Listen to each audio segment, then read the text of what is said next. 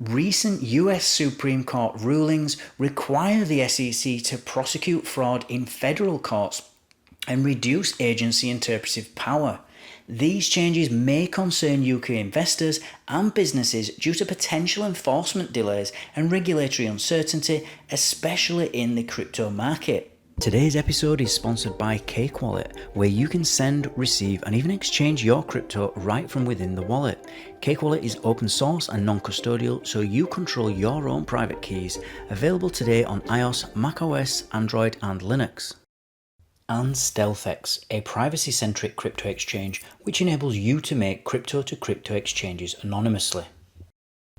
Hi everybody, and welcome again to another episode of Enter Crypto with me, Chris Kenyon. Now, in today's video, we're going to be talking about the US, in particular the Supreme Court. And so as always, guys, let's just jump straight into this article, see what it's about, see what we can learn, and then we'll comment after.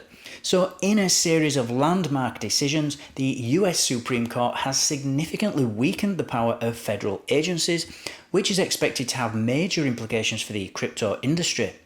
According to a video by Forbes, these rulings come as a boon for crypto firms embroiled in legal battles with regulatory bodies like the SEC.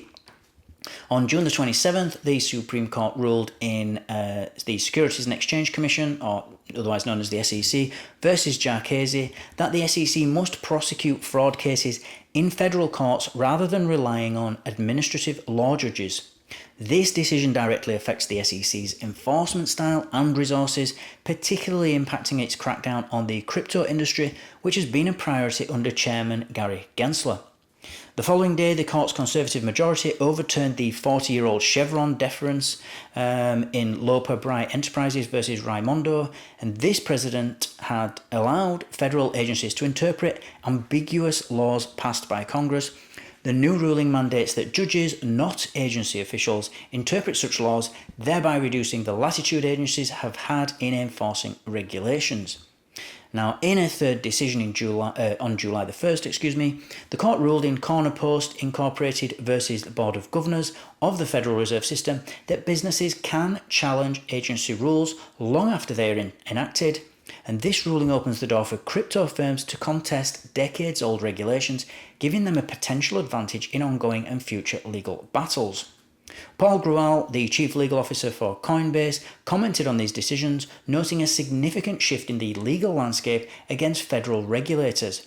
He described this as the culmination of a growing skepticism of agency overreach, which has been building over several decades, and this shift could dramatically change how crypto firms operate and are regulated in the US. So what we've got going on here is that the Supreme Court has ruled on the SEC's SEC versus Jarkesy case and set a precedent, and they've basically said that this ruling is mandating that the SEC must now prosecute fraud cases in federal courts rather than as it's been up to now, which is basically these administrative courts overseen by these law judges, or administrative law judges as they're known as. And this is going to lead to several key changes. One of them, and this is all good for crypto in my opinion, is that there's now going to be an increased burden on the federal courts, meaning that federal courts are now going to have to handle a greater volume of securities fraud cases, potentially leading to longer timelines for case resolutions. Now, that in particular is not sort of good for crypto, but the next thing is, and that is that the SEC is going to have to allocate resources to actually to this litigation. So towards any litigation in federal courts, they're going to have, legal staffing, are going to have to go through budget adjustments, possibly having to detract from other regulatory activities, meaning that they might not have to be able to prosecute a lot of the crypto companies for a lot of the nonsense that they've been doing, especially with Coinbase. And I also think that with this, we're going to see slower enforcement, because this necessity now that's been ruled by the Supreme Court to prosecute in federal courts is going to, inevitably slow them down. It's going to slow down the SEC's enforcement actions against crypto firms.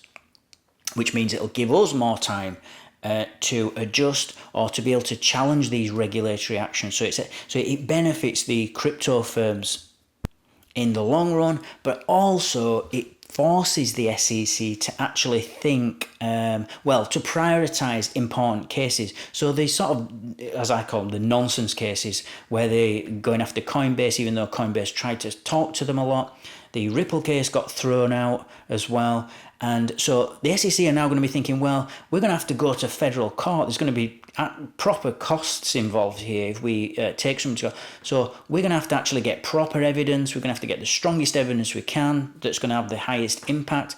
So they're going to be focusing on larger cases, and they're going to have to be sort of more clear-cut violations within the crypto industry for them to actually move, for them to actually start prosecuting. Whereas before they were just kind of, if they thought you may have done something wrong, or they just didn't like the type of business that you were in, that's it. You were going to, they were going to sue you, basically.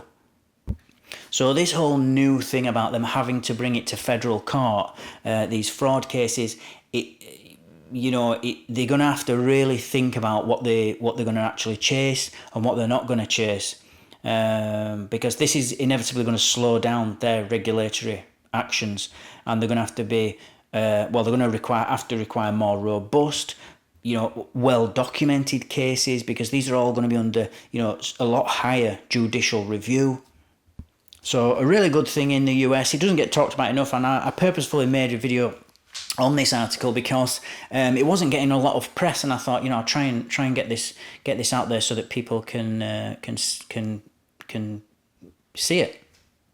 So as always, guys, thank you for watching, thank you for listening. Don't forget to like, subscribe, and click on that notifications bell so that you don't miss out on any future updates. And let me know your thoughts. Let me know if you think this is a good thing, or if you think it's not a good thing that they're having to do this now, the SEC. And I'll see you all shortly. Bye for now.